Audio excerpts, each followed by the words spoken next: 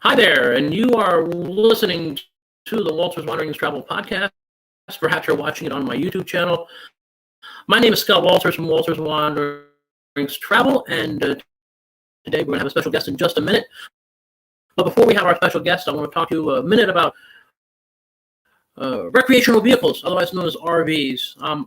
RV travel has really taken off in the last year and a half. Gosh, I wonder why, right? And anyway, you can see a whole lot of great things. There's a whole lot of accessibility you can have with an RV that you can't have with other things. You can, pack your family and pack your food and pack your clothes and pack up and go. And it's actually a very cool way to travel. There are lots of places you can see in the United States with an RV. And check this out. If you rent an RV from me, because you can, I have several of my travel partners that actually are in the RV rental business. If you rent an RV rental from me for a week or longer, I will send you a $50 gasoline card, because we all know that filling up the tank in an RV is not cheap. So again, an RV rental for a week or more, and I will send you a $50 gasoline card so you can fill up with gasoline, diesel, whichever fuel your RV will take. So speaking of RVs, we have with us from the state of Maine, Bernice Cross. And Bernice is an RV expert. Well, I don't know about that, but she has a very interesting experience with RVs, and she has a lot of interesting travel stories to tell us. So, Bernice, an RV is not, yeah, it's on a car or truck chassis usually, but it's not like driving a regular car. So let's get that reality, out of the way. In many ways it is, but you still have some things you still have to deal with that you would not deal with even with a minivan, correct? Oh my gosh, you are so right. From parking to driving up and down hills to making sure your brakes are in good condition. That's right, because again, RVs to it. Especially when you're in, you mentioned the brake business. When you're out in the Mountain West, particularly, because it's not like the Mountain East. Because the Mountain East, the hills, have been flattened out over time, but the Mountain West, they haven't had the chance. They haven't had thousands of years to flatten out so much, and there certainly are mountain passes that are kind of, well, shall I say, treacherous if you're not, used to it or whatever. But you have an interesting story about a particular moment in time that would have probably given many of our listeners and viewers a heart attack. So why don't you just go ahead and tell us the story of the long RV and the tiny little space? Okay, my husband and I we traveled about 100,000 miles in the RV. We've been to every state in this country, including Alaska, across the top of the World Highway. But one of our favorite places is actually Utah, which is so extremely different from the East Coast. You got deserts, you've got mountains that are 10, 11,000 feet above sea level. You can go from cooking in the desert to snow in the mountains in the same day. It's just the most spectacular thing. But my husband, he always loved water, but he had a horrible sense of direction. So quite often I was the navigator. And this one year we were out in Utah. Well, actually we started in Arizona, in a small town called Page, Arizona. Oh my gosh, that is the most beautiful place. The cliffs have yellows and reds, and there's these huge condors, and it's just a small town in the middle of nowhere. And our favorite thing to do was to go into national forests, or BLM land, and find places where there was nobody else around. So we start out in Page and we circle around Lake Powell. Lake Powell is this place where they have houseboats on the water. You've probably heard of it if you're at all into traveling. It's so unique. You can rent these houseboats and go up into these weird canyons. And there's a place called Antelope Canyon out there, which if you're ever out there, I recommend you take the walking tour of. But so we want to get out. We want to be on the water. And so we want to get away. We don't want to stay in the national park. There's a huge difference between a national park and a national forest, or BLM land. A national park is like you rent an RV site. A national forest is you find a spot out in the woods where there's a fire circle where somebody's put up wood, stones, and you can camp there. And there's quite often nobody else around. So it's absolutely wonderful. In Utah, that whole area has a ton of national forests. So Sure. this one particular, Yeah, no, it's true. They do. I think in some of those western states, there's actually more land that's owned and run by the federal government than actually is private land. exactly, that and the Native American lands, between that and the That's true too. reservations. Page is surrounded by national forest, BLM land, and I think it's Navajo, but it might be Hopi. But No, I there's a understand. lot. There's the So, shapes of the rocks are spectacular. so go on and tell us about you and your husband and this big RV in this tiny little space. Okay, so we if I can't find land on water, or a place to camp on water where we're isolated from everybody else, what I try to do is I find land on mountains. And out there on the other side of Lake Powell, there's this Henry Mountain. It's right near Ferry, which is where we wanted to go, but there was too many people there. It was some sort of fishing derby.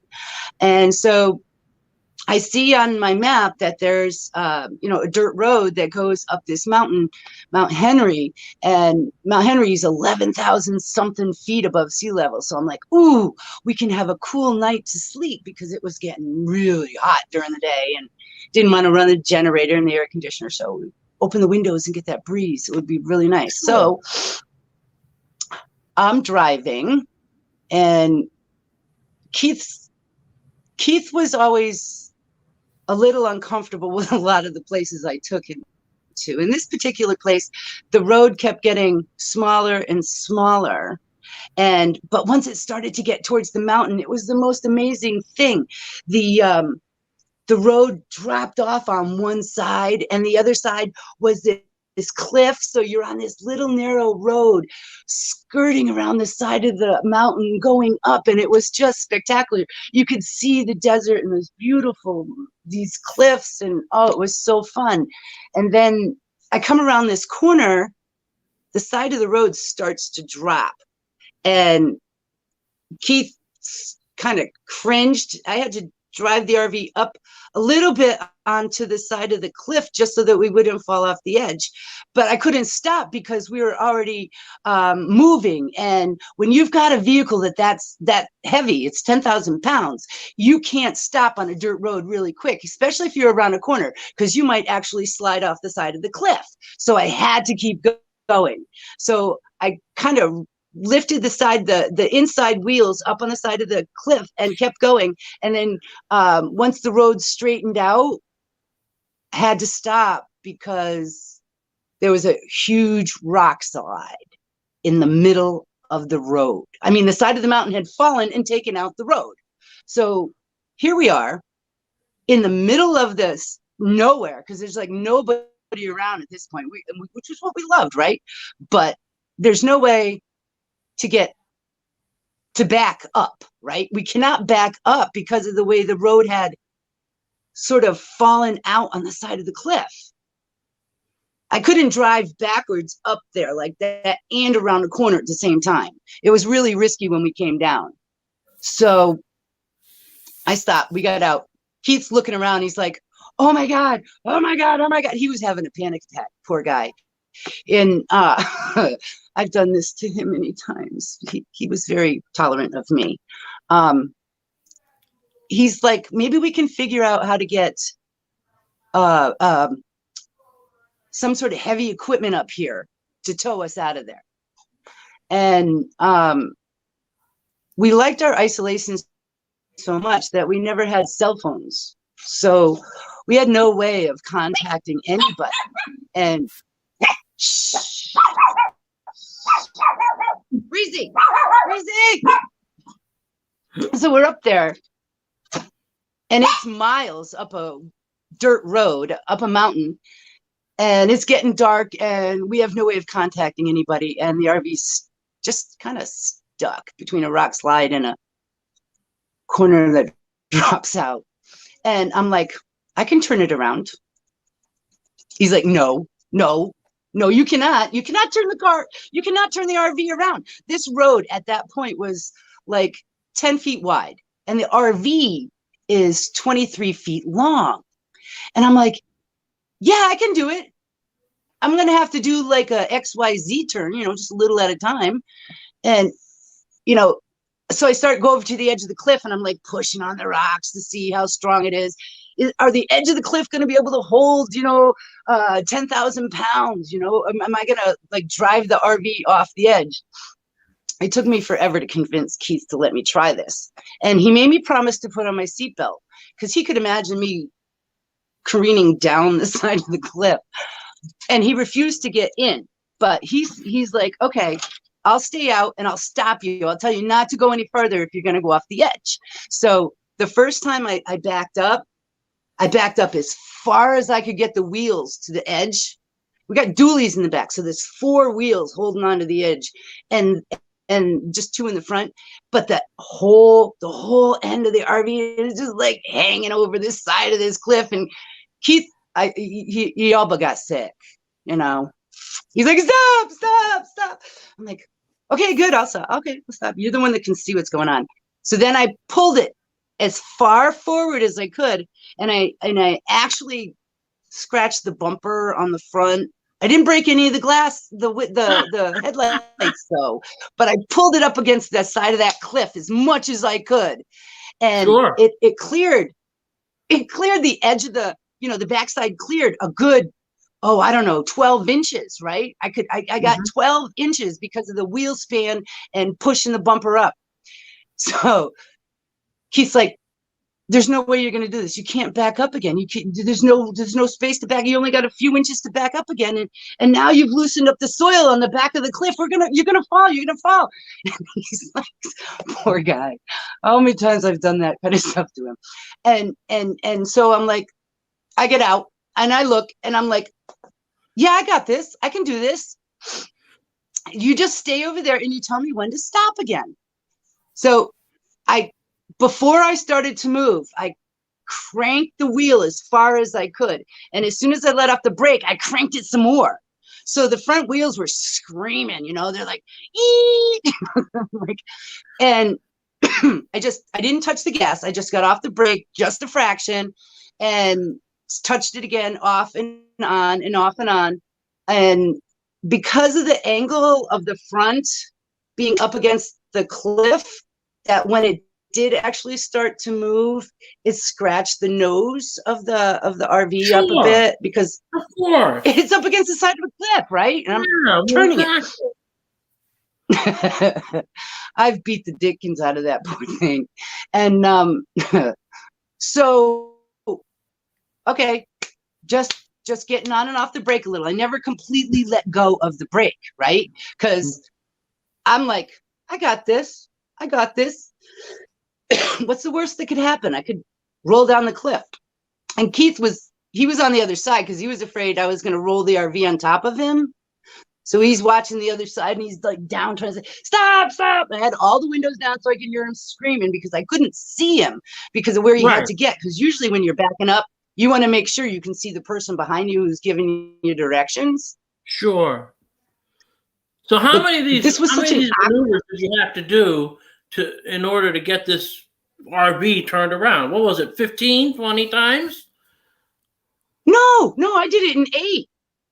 An 8? No, there you go. See? Yeah. That's not too bad. Yeah. 180 degrees in eight segments. Your husband, had 3 heart attacks and a stroke, but he made it out all right. He hopped in the passenger seat and says, "Where's the tequila?" And there you have it. I get it. Well, the part, once we got out of there, because he was so stressed, when we came around that corner where part of the road was like right, the corner you went before the rock slide, sure. Yeah, he actually squealed like a little girl when I went over that. I Well, gunned it. sure. I just gunned it. I'm like, we're going uphill now, uphill now. I've got to really, really gun it to get around there. Oh my. Otherwise, we had to just keep the tires moving, And the rear end slid a little bit, and it felt like she was lifting off of the side of the cliff because I'd gone up a little bit farther because he was complaining so much about, not being so close Right. to the edge. And then once we got back out, we saw a sign that said ATV trail. And then you realize, well, ATV is not RV. Oops. Exactly. Well, listen, So you live to tell the tale, and obviously, you were able to go ahead and get a restful night's sleep that night, we think, and you like I said, no one was really worse for the wear except for maybe the front of the RV got a little dinged, but that's not. Listen, it could have been a far worse outcome, and we wouldn't be talking today, perhaps. So there is that. So now you also told me before that you and your husband were art teachers and you taught worldwide. First of all, what kind of yes. art did you teach, and where were some of the places you went? We taught non-toxic printmaking. Keith was an inventor. He invented these processes which were environmentally friendly. Traditionally, printmaking is very toxic, both to the environment and the artist. And he got really sick, but he didn't want to lose his job, so he started experimenting with other techniques, and he ended up really creating new processes. So he wrote 3 books on it, and we both taught at Rochester Institute of Technology as art professors. But during breaks, we would travel the world teaching it in other countries and other places, in artist studios, in workshops, and other institutions of higher education. Oh my gosh, the first place I remember going was to Belgium, Ghent, and then Zotterham, and the last place we taught together was in Oslo, Norway. So it's been in between there, 17 different countries, and some of them are repeatedly. Like Scotland, there was this Gracefield Art Center in Scotland, Dumfries. We taught there several times, year after year after year. He was a keynote speaker in Non-Toxico in Nueve Leon, Mexico. Oh my gosh. I remember one time, this was crazy. We were teaching in it was Southern Asia. Not New Asia. What do they call that? Well, it's Jakarta. It's on the same island as Bali. Okay, And so it was you're in the Indonesia. what? You're in Indonesia. Indonesia. That's the word I was looking for. Indonesia. Yeah.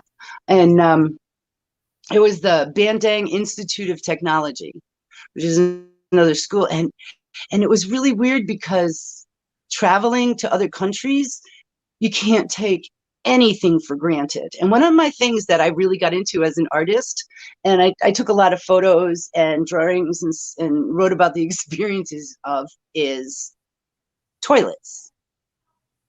Which is one of the things I love about driving an RV. I get my own coffee, I get my own bed, and I get my own toilet. No. Some of these places, the toilets are rather unique. I've been to China a couple of times, so I can tell you that the toilet experience can be definitely something that if you're not ready for it, surprise! Yes, indeed. Yeah. So, what did you find in Indonesia Yeah. that was not like your RV? Well, in the first place, they don't have a seat for you to sit on. That's right. It's a squatty potty. You have to squat. It's a hole. It's a hole. It's a hole in the ground. Right. Yes, I you're aim to please inside a building. You're inside a building. You got stalls. You open the door. You go in, and there's a hole in the ground. Mm-hmm. It's got little textured spots for your feet, and then they don't use toilet paper. There's no toilet paper. There's no seat, and there's no toilet paper. Yeah, that's right. You have to bring your own. I did that in China. I was warned to, and so I brought my own. Bring your own TP. Oh yeah, oh yeah, and you're there going like, oh dear, and you can't hold it anymore. So Oh no, I ended up getting food poisoning, so I definitely couldn't hold it. well, there you go. That's the Indonesian revenge there, I guess. But well, yeah.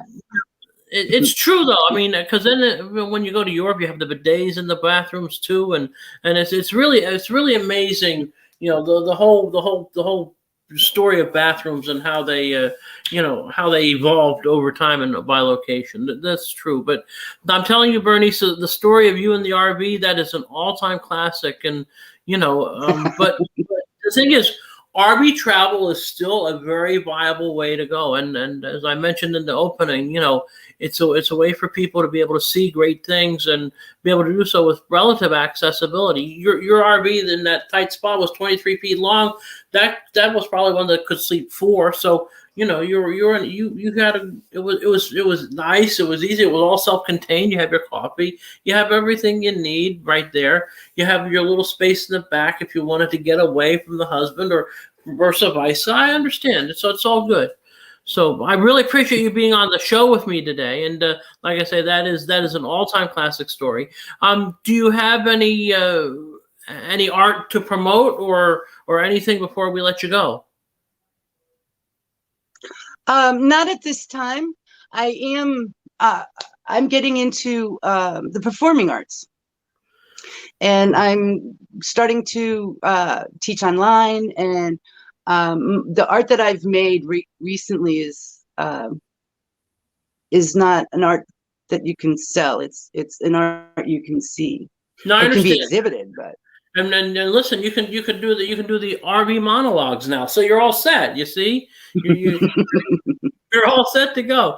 Well, listen, Bernice, thank you so much for being on the show today. I appreciate it so much. And just again, want to remind everyone out there that you can go ahead and rent an RV from the Walters Wanderings Travel, and you can go ahead and do that. Give me a call, 845-558-1225. Rent it for a week. I'll give you $50 for gas because the gas prices aren't going down, especially with demand and things going on and truck drivers not being available. So make it your own way around the great USA. I'll be happy to help you with itinerary planning and excursions and much, much more. Again, this is a Walters Wanderings Travel podcast. Thank you for listening, watching, and we'll see you next time.